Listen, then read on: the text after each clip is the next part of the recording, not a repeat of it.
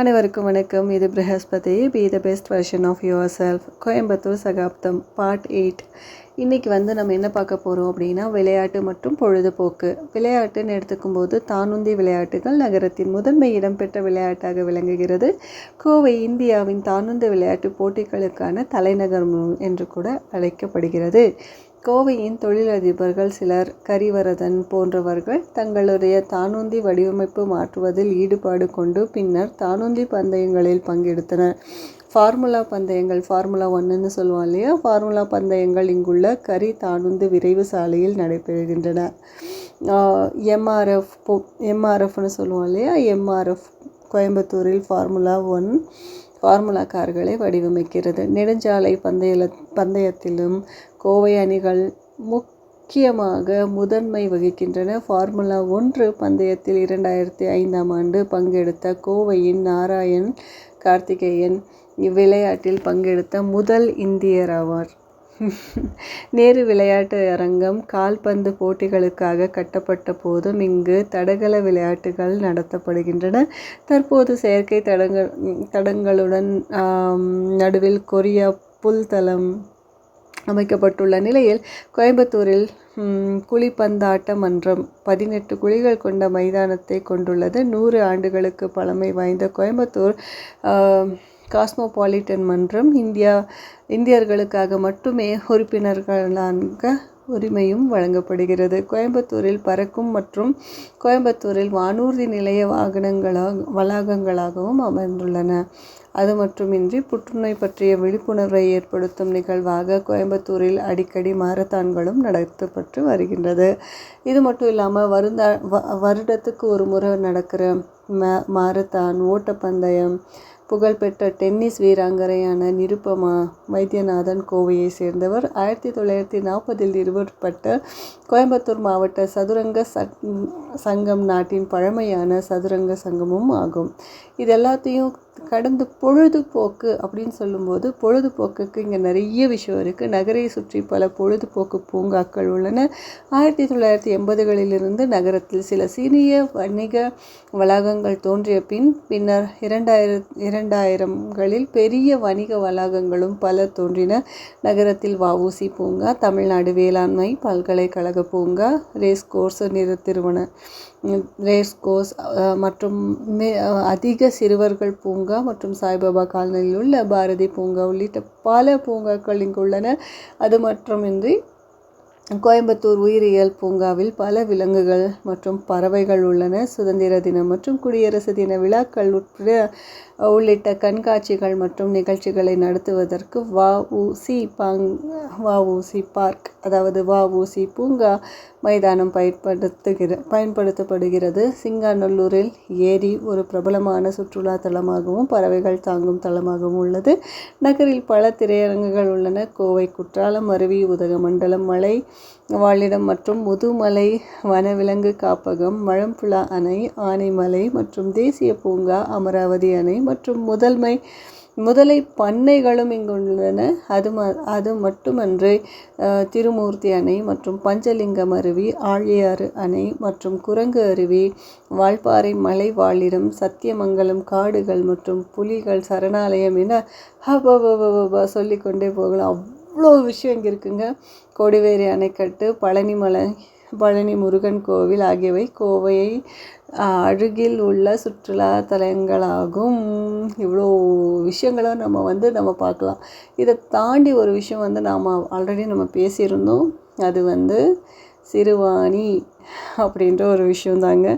அது மட்டும் இல்லாமல் பிளாக் தண்டர் அப்படின்றது இது கோயம்புத்தூர் புறநகரில் உள்ள மேட்டுப்பாளையத்தில் அமைந்துள்ள ஒரு பிரபலமான பொழுதுபோக்கு பூங்கா ஆகும். இந்த பூங்கா பலவிதமான நீர் சவாரிகளை கொண்டுள்ளது மற்றும் குடும்பங்கள் மற்றும் குழந்தைகள் மிகவும் பிடித்தமான ஒரு இடமாகவும் உள்ளது. கோயம்புத்தூரில் இன்னுமே ரொம்ப ஃபேமஸ் அப்படின்னு சொன்னாங்கன்னா மருதமலை கோயில். கோயம்புத்தூர் அருகே உள்ள மலையில் உள்ள முருகப்பெருமானுக்கு இந்த கோவில் அர்ப்பணிக்கப்பட்டுள்ளது. 12ஆம் நூற்றாண்டில் கட்டப்பட்டதாக நம்பப்படும் இக்கோவில் 7வது படைவீடாகவும் கருதப்படுகிறது. இப்பகுதியில் உள்ள மிகவும் பிரபலமான கோயில்களில் ஒன்று மருதமலை கோயில். இனி தியானலிங்க கோயில். இந்த கோவில் கோயம்புத்தூர் அருகே உள்ள சிவபெருமானுக்காக அர்ப்பணிக்கப்பட்டுள்ளது. கோவில் அதன் தனித்துவமான கட்டிடக்கலை மற்றும் அமைதியான சூழலுக்கு பெயர் பெற்றது. சிறுவாணி அருவி அப்படின்னும்போது சிறுவாணி அருவி மற்றும் அணை தமிழ்நாட்டின் கோயம்புத்தூர் மாவட்டத்தில் அமைந்துள்ள ஒரு பிரபலமான சுற்றுலா தலமாகும்.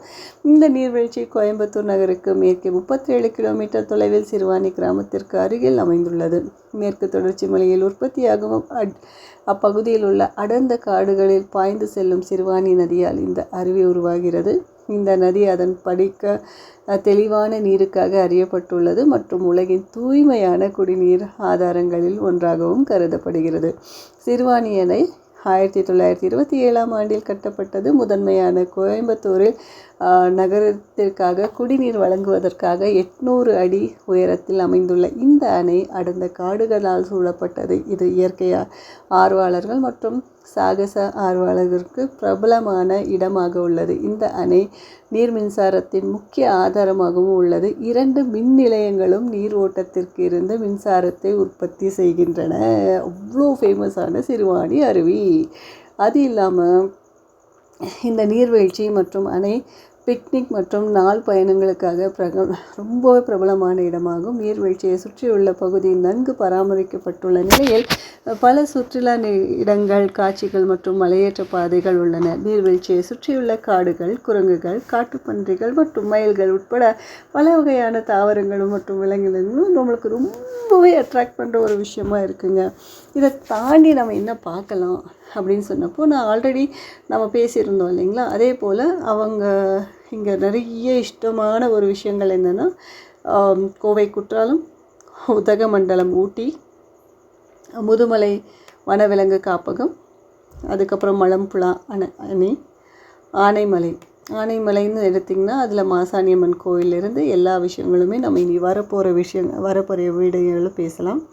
தேசிய பூங்கா, அமராவதி அணை, திருமூர்த்தி அணை, பஞ்சலிங்க அருவி, ஆழியாறு அணை, குரங்கு அருவி, வால்பாறை, அதை விட சத்தியமங்கலம் காடுகள், புலிகள் சரணாலயம், கொடிவேரி அணைக்கட்டு, பழனி முருகன் கோவில், இந்த மாதிரி சொல்லிக்கிட்டே போகலாங்க. கொங்கு நாடு அட எவ்வளோ ஒரு அழகான ஒரு ஊர் தமிழ்நாடுல கொங்கு நாடு. இதில் ஒவ்வொரு விஷயத்தை பற்றி கொஞ்சம் பார்க்கலாம். கோவை குற்றாலம் அப்படின்றது இது அருவி தமிழ்நாட்டில் கோயம்புத்தூரில் நகரில் மேற்கே 35 கிலோமீட்டர் தொலைவிலும் மேற்கு தொடர்ச்சி மலையிலிருந்து சிறுவாணி மலையிலிருந்து கிழக்கு சரிவில் அடிவாரத்துக்கு சற்று மேலே அடர்ந்த மலைப்பகுதியில் அமைந்திருக்குங்க.